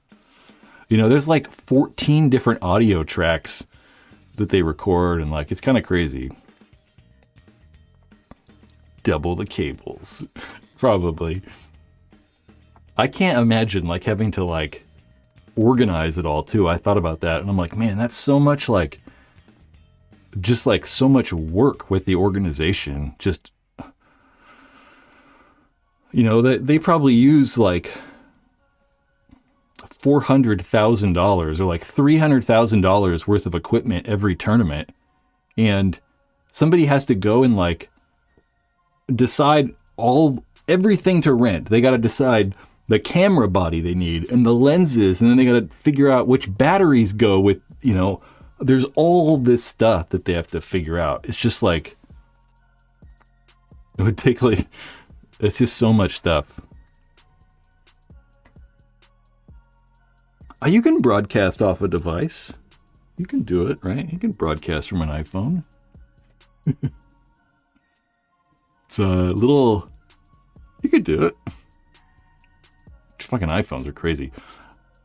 I mean, I have like... off the camera. I have World Cup games straight off camera that aren't even processed. We talked about that last time. The footage is fucking crazy. To see the actual footage... Yeah, verbal. I saw like... What was I listening to? Where you were talking about using an actual video camera. I truly don't remember. Happy for you. Real video camera. Okay, I'm gonna go. I want to go eat. So what am I doing tomorrow? Mark Kuderaj, if Mark you're here, I'll figure out WC. And then I gotta talk about Tampa. We gotta finish the Paintball Fit video. I gotta make a thumbnail. Oh shit. I totally forgot about the thumbnail. Gotta do that. Okay. Gentlemen, I appreciate you. Make sure to like the live stream. The Sony PX... We're going to look at this camera real fast.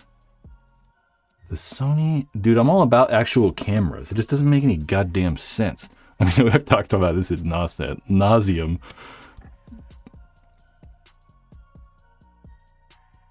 What's so weird about these things, too, is they always do like, okay, I don't understand 20x. I don't know what 20x zoom means.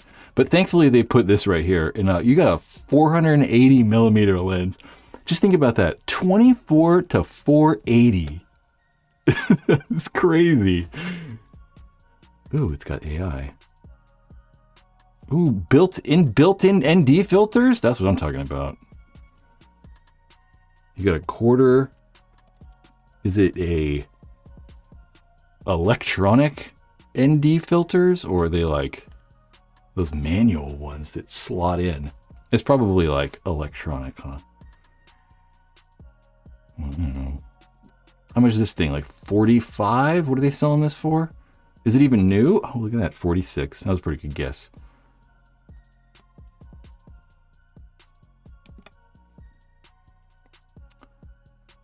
What do we at frame rate? 60? 4K 120s too. That's crazy also. That's cool. That's what I'd be buying if I was like filming. 480's nuts though. I've only ever used, the longest lens I've ever used is 200. Because I've had like, probably 6 70 to 200s. The 70 to 200 is probably like the best lay-in lens. And audio. Yeah, it's got to be an electronic. It's got to be electronic NDs. Those are crazy because it's like a film they put over the sensor. And you know those windows that you can like hit a button and it like frosts the window really fast? It's that same kind of technology. So they like send a current and it like puts like a shade in front of the actual sensor. It's kind of crazy. Oh, sure. I know what 20x means, but it's like, I don't know what that means, I'm so used to normal focal lengths, like a 24 to 480. I know what that means. Like, I know what that means. 20x is like, what? Like, it's hard to just, there's no actual numbers, so it's like hard to understand. Even 480 is kind of confusing because it's going to matter what like sensor it is, right? Okay. Have fun with that camera. I used to be into cameras. I don't care anymore at all. Okay. Gentlemen, enjoy the rest of the week. Come back next week. I mean, I keep saying hopefully we're going to have a Lux Air, but, you know, really, hopefully we are. We'll talk about Hardpoint next week for sure. That's on my list. Maybe we'll investigate a shot clock thing. Oh shit, I need to get that thing from Chris too. Sorry, Chris. It's so busy. This week is actually not busy, so hopefully I can come by and see you this week. Okay, I'm gonna shut the chat or I keep talking. Yeah, come by next weekend. Make sure to leave a live comment like on the live stream or whatever. If you're a channel member, there's a new video there for channel members, an exclusive channel members only video about failed paintball tech. It's kind of fun. The intro is really good.